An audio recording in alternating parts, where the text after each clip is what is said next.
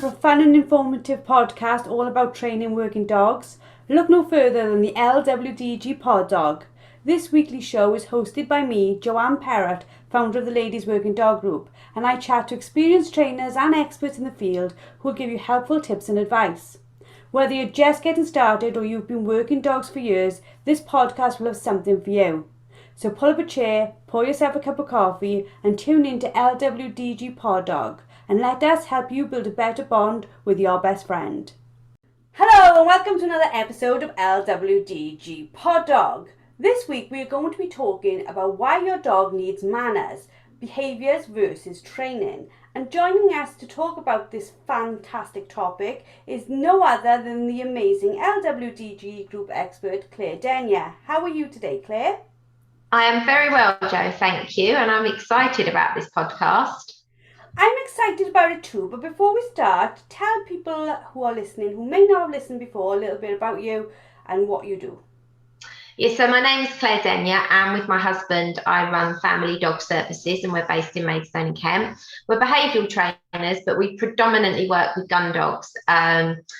So we do a lot of gun dog training classes and one-to-ones, but we also do a lot of behaviour work as well and work with puppies, but also work with behaviour modification as well. So we have quite a varied job description, I suppose, but we're very, very passionate about dog training and behaviour and how to help owners get the best out of their dogs, really.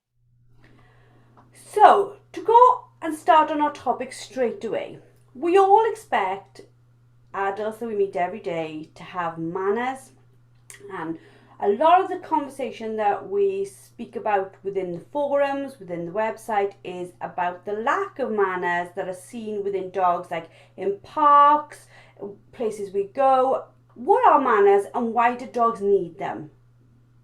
So good manners, I mean, this will vary from owner to owner on what they expect of their dog. But for me, good manners is a dog that is respectful. It doesn't jump up. It doesn't barge through doorways. It listens to the owner. Not a rude dog. You know, I see some dogs and I describe them as rude. They're quite rude.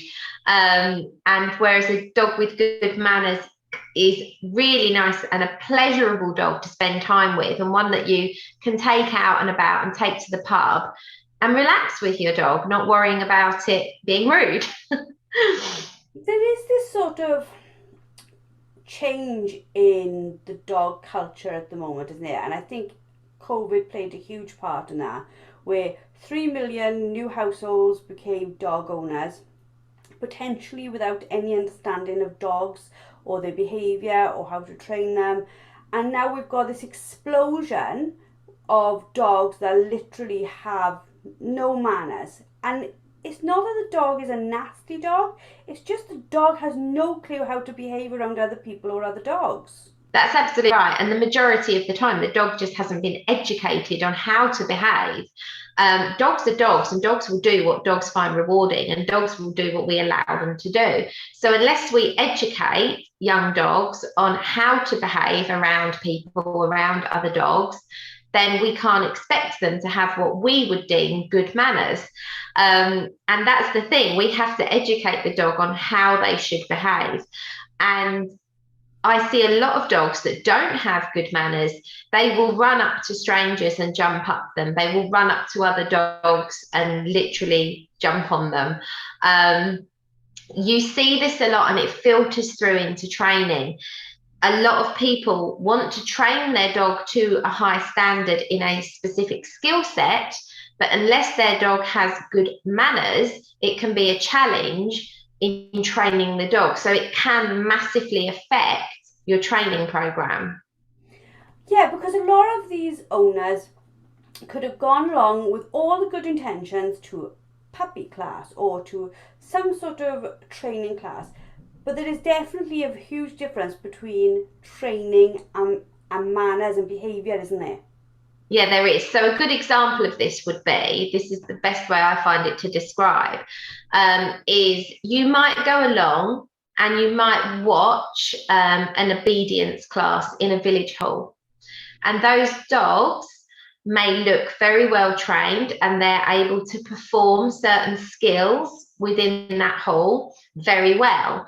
And they might be passing, let's just say, good citizens, bronze, silver, or gold. But when the owner leaves that hall and tries to walk the dog down the road, you may see very, very different behaviours from the dog. So the dog has learned, it's been trained in specific skill sets, in specific places and areas under certain circumstances. But what the dog's lacking is any generalisation of that and general good manners with the owner in general, in day-to-day life. And you hit on something really important there, isn't it? That dogs will learn in specific locations. So the dog learns, like you said, in the hall to behave one way, but it hasn't worked out. It needs to do that the next time it's at the park. Yeah, absolutely. So another good example of that, let's just say on our training field where we run our classes, we would expect the owner to be able to walk to the field or to the training area from their car with their dog in the same way that they walk them during the class.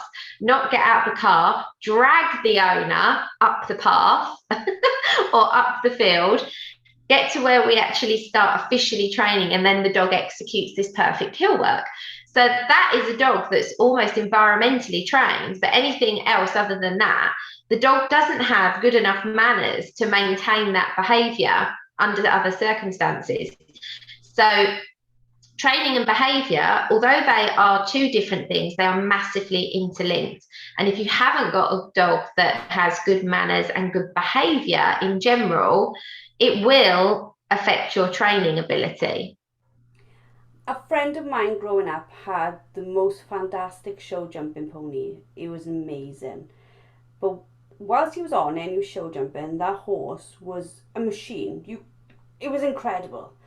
Coming out of the ring when he got off that horse would try to bite and kick him to death. He literally, it was horrific. And my dad used to say, "Why do you keep him?" He's like, "Because he will win in the ring." And I was like, that's a massive example, isn't it? Behaviour was terrible. Yeah.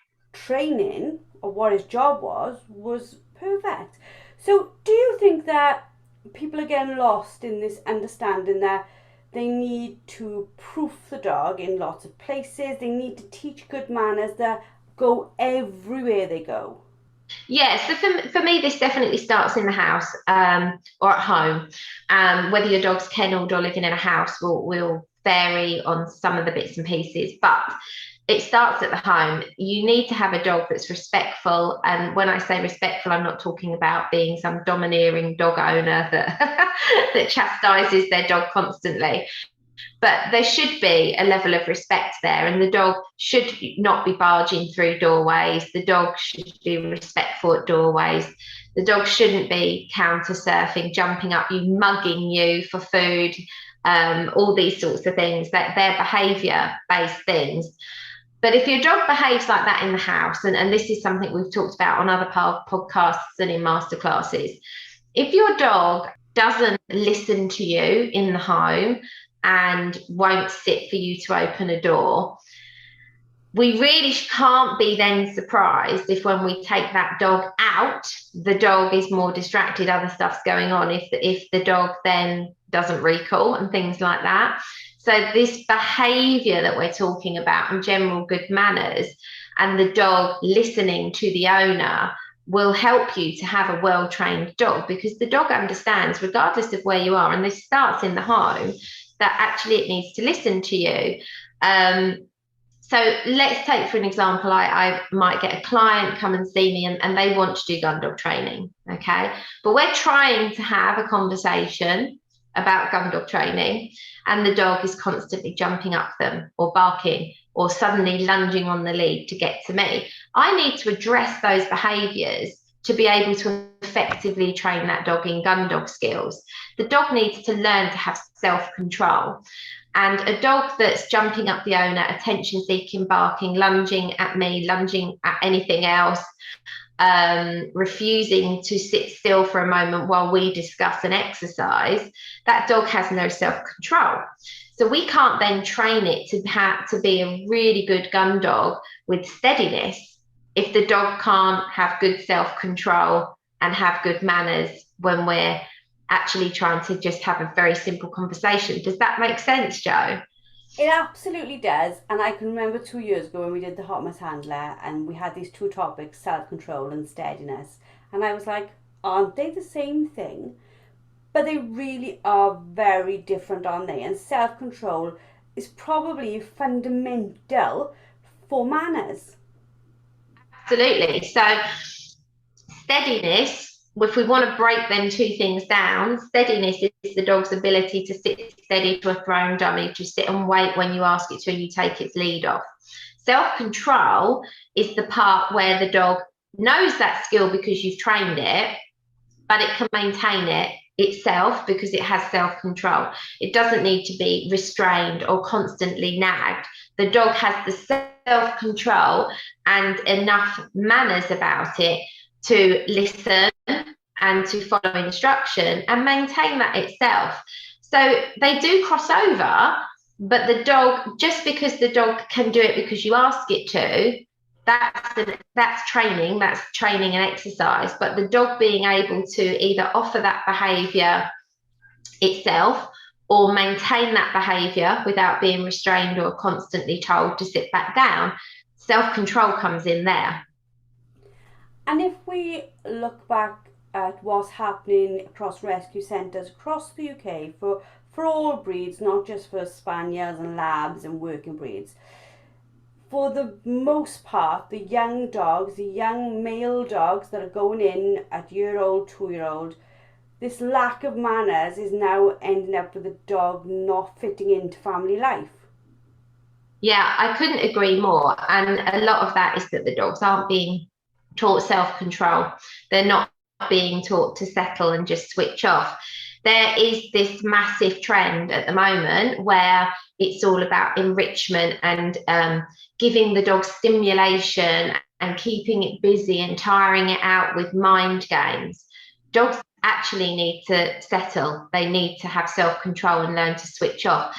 A dog that is constantly stimulated is going to be in a heightened state of arousal, stressed, unable to relax. And we need a gun dog, well, we need pet dogs as well to have the ability to switch off, and we have to train that. So this is again where this crossover happens. We have to teach the dog to settle on a bed, and then we have to teach the dog to maintain that and use its self-control to do that. Now, if more young dogs were taught to switch off and do nothing and just settle down at a younger age, I genuinely feel there would be a lot less young dogs going into rescue. I genuinely feel that. Now, I know me and you have chatted many times, as of the other trainers around enrichment, and I'm probably going to poke the bear a little bit here. But if you look at dogs in the wild or in nature, or even 20 years ago, I know my dad, his friends were not thinking, what can I do to keep my dog occupied? Not that the dog should be the dog, but the dog just laid down and just chilled out with everybody else. You know, we'd sit down, dog would lay down. I don't understand where this concept has come from, that the dog, whilst his eyes are open, must be doing something all the time. Absolutely. I mean, my youngest is 3 years old, but from 8 weeks of age, I was teaching her to settle. And to start with, I either had her on a lead or in her crate in between her training and exercise, so that I could teach her how to switch off. You have to teach a young dog this, you know. But my dogs, they get their stimulation and their enrichment from their training and their exercise with me. The rest of the time, they switch off, okay? They, at the moment, all three of them are laying around the kitchen. I'm busy talking to you, and I know that they will be completely content now. They went out early this morning. They did some training, which is their mental stimulation. We had fun. That's their enrichment. And now they're settled. You know, they don't have loads of toys scattered around the house. They have one or two appropriate items that they're allowed to carry around. They also pick up other things to retrieve to me when they feel like it. But they've learned a very important life skill, which is so important for pet dogs, which is just to relax and allow you to get on with what you need to get on with. We shouldn't need to be constantly entertaining them. And their ability to relax and just chill out with us, that is like literally a fundamental manner. Lay down, calm down. Yeah, and that you train that, but then their self-control and their behavior and good manners is what helps them to maintain that and understand that that's what's expected of them. So it is like this training versus behavior. For me, we can train skill sets. We can train the dog to retrieve. We can train the dog to walk nicely to heel. We can train the dog to do a sit and stay. Behaviour comes from us educating the dogs from a young age on what is and isn't appropriate, and giving them good guidance to be a well-mannered dog with good behaviour. So you talked a little bit about how you trained your own dogs to have sort of self-control in the house, to just lay down, to calm down, to show respect when you're opening a door, to wait for their food, just basic manners. Where do we start with training manners? If somebody's listening to this now and they're like, oh, well, my dog will walk to heel on a lead, but in the house it just doesn't settle, it's wandering around everywhere. Where should somebody start? Yeah, so it needs to start with the simple things. So teaching the dog doorway manners, pop a lead on the dog, open the door, and the dog should remain sitting or standing by your side while you open that door without barging out. Once you've trained that on a lead, you then start to train that without a lead, which is when the dog will start demonstrating to you that they have self-control. Because when you're training it, you might use the lead to do a bit of management to ensure the dog doesn't get it wrong, and you can close the door if the dog gets up. But doorway manners are a great start point. You can also do that if you're using a crate when you're training your dog. When you open the crate, the dog shouldn't be barging out. So if the dog goes to run out, you shut the door again, and you have to be able to teach the dog that just because that door is open, I need you to remain calm until I give you permission to come through. Now, it's not about me always going first. There are times in the day where I just want to open the door and let my dogs out, but I expect them to wait calmly for me to open the door, and then I give them permission to go. I might not be going out myself with them out into the garden. So things like that. Food manners. So, teaching the dog to sit calmly while you prepare their food and then put the food on the floor, give the dog permission to eat it. I'm not somebody that makes my dog wait for ages to eat once I've put that food down. If I was in a restaurant and the waiter said you've got to wait 10 minutes before you can actually put a knife and fork into that steak, then so I don't mess around with my dog's food. As long as they are patient and as long as they are calm and they wait until told, they can have their food once it's put down for them. You can use a crate to start teaching settle if your dog is crate trained. You pop them in the crate, let them rest for a couple of hours. They come out calmly, you let them out for a wee, you bring them back in, teach them to settle on a bed as well. It's really just teaching the dogs that, what's appropriate, what's not. So for me, good manners and good behaviour, the dog needs to learn not to jump up, not to bark for attention, not to barge through doorways. Those kinds of things, really. That's where I'd be starting, because if you can't get those good manners and behaviour in the house, it's going to be very difficult for you to get them out in the public, in the pub, if you take your dog down the pub, and to train your dog to a really high standard.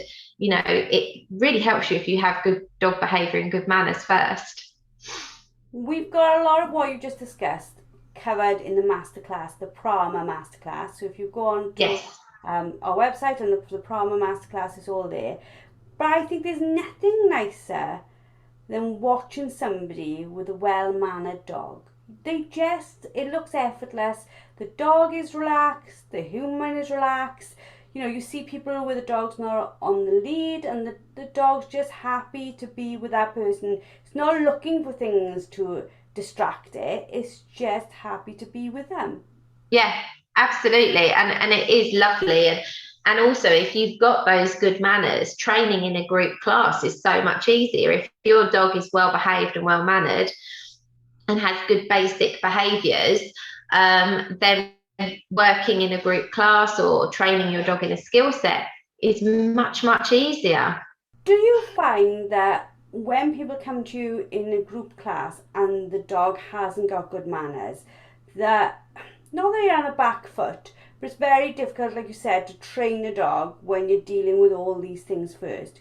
If somebody's got a dog with, if they look at it and say, well, if I'm honest, he's not the best behaved when we're out and about, he's not the best behaved in the house because I sort of let him get away with it, what can they do to start changing it? So if I'm working with a dog that has what I would call behavioural problems or inappropriate behaviours that need to be modified, I tend to like to work with those owners with those dogs in a one-to-one at their home, so that we can really get to the root cause of why the dog's behaving as it is, and give them a means to fixing the relationship and teaching the dog what's appropriate, how to behave, because there's no point them coming to a gun dog group class. They won't be able to listen, for one, if the dog's barking at them for attention. It's also then very distracting for the other dogs and the other owners as well. As a trainer, you find yourself trying to speak over the dog barking, or having to say, okay, can you just walk your dog away?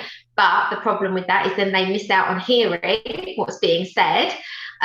So if you've got a dog that has got attention-seeking behaviours like jumping up you, or maybe even mouthing you or barking at you, or the dog doesn't want to sit still, so it starts to do something else instead, like digging a hole. Those behaviours do need to be addressed for you to be able to enjoy coming along to a group class and train your dog effectively, because it can be very, very distracting and very frustrating for the owner.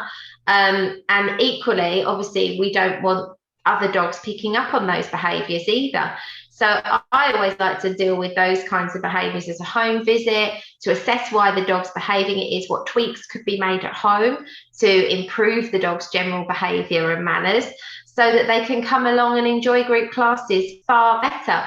I don't let my clients struggle with behaviour when they come to train with me. You know, I will say to them, you do need to have a one-to-one for that. You need help for that outside of this group class, because a group gun dog class is not the appropriate place to really deal with that kind of thing. So that would be my advice. We chatted briefly about a month ago about behaviourists and trainers and what's the difference. And your everyday trainer will work with dogs' behaviour, won't they? Because that's how dogs learn. Yeah, this is something in this industry that is a real challenge. So, in my opinion, to be a good trainer, you need to be able to read dogs' body language and dog behaviour and modify that to get the best out of that dog for that owner. You know, I would feel like I was doing a disservice to my clients if I wasn't able to help them with behaviour problems when training with them.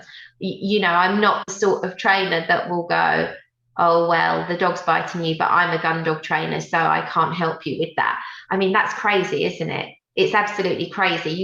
You couldn't allow somebody to come and train with you with a dog with behavioural problems and not address that. So that's why I call myself a behavioural trainer, ultimately, because I train dogs in skill sets, but I help modify behaviours. And I think that's why I like that term, behavioural trainer.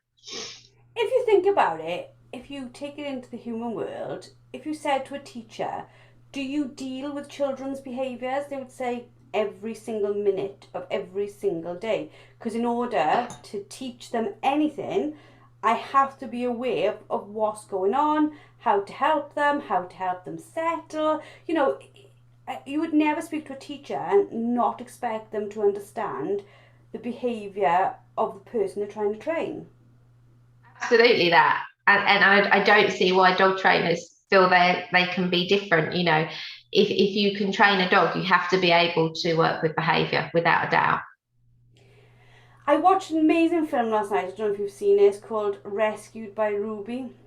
And No. the guy who is the Flash on Sky, Barry Allen, he is in the Flash. I don't know what his real name is. It's called Rescued by Ruby, and it's about this like cross collie who he wants to join the police force, the canine unit. They're meant to buy themselves like a German Shepherd or a Malinois or something like this, and he can't afford it because he's expecting a second baby. So he goes to this rescue centre and he gets this collie cross. It's a brilliant film. It's really, really heartwarming. But I didn't know until the end it's based on a true story. But it starts off with this dog who has been in and out of rescue multiple times because somebody hasn't spent the time understanding the behaviour. And it's definitely worth a watch if you haven't watched it before. But yeah, like what we're talking about now, it's literally that. Once they had the manners and under control, understood why the dog was behaving that way, they were able to train it. But until they got those bits sussed, training it was nearly impossible because the manners, the behaviour kept on getting in the way of what it was doing. Absolutely that. You've hit the nail on the head. Yeah. See, you are teaching me something, Claire. So, just to wrap up this amazing podcast yet again, what are your top tips for establishing good manners in your dog? Okay, so start in the house. Start addressing those little things and make sure that your dog is listening to you. So food manners, doorway manners, teaching the dog to settle. And if you're struggling with behaviours, get a trainer to help you. Get a behavioural trainer to come and help you. You don't have to live with behavioural problems. They can be modified. And if you're struggling with very specific things, make sure that the trainer that you're working with is confident that they can help you to work with those things. Don't ignore them. That's a massive tip. Do not ignore these behaviours and just sit there thinking it will stop or it will go away or the dog will grow out of it. The dogs will do what we allow them to do and it will become a bad habit. And before you know it, you've got serious behavioural problems. Some behavioural things, let's take barking as an example, can actually get worse if you just try and ignore them. So a lot of people do this ignore thing where they think, well, I'm not going to tell the dog that it can't do it. I'm just going to ignore that behaviour and hope it goes away. What happens a lot of the time is the dog's behaviour will escalate if you try and do that. So if the dog found that barking at you a few times worked the first time and then you think, well, I'm just going to ignore it and it might go away, you might find that your dog starts barking at you louder and for longer durations. So ignoring behaviours are not a good idea. Address them. Definitely address them. Fantastic. So thank you, Claire, for another amazing podcast. Thank you, everyone, for listening in. We hope you have enjoyed. We hope you pop over to our website at www.thelwdg.com. Go and have a little look. Go and see what we're up to. Check out our free content. Subscribe for our newsletter. And we look forward to speaking to you all next week. Thank you for listening to LWDG Pod Dog with me, Jo Perrott. Now, we all know training a dog takes time, energy and patience, but our lives can be really, really busy. Don't worry, the LWDG has got you covered. Join us for our free planning workshop where we'll show you how to use short 10-minute training sessions each day to fast forward your dog's education. Our experts have years of experience in training dogs and will help you get started on the right foot. Register now and start making progress with your furry friend today. Go to our Facebook page, the Ladies Working Dog Group, and click on the pinned post or visit www.thelwdg.com.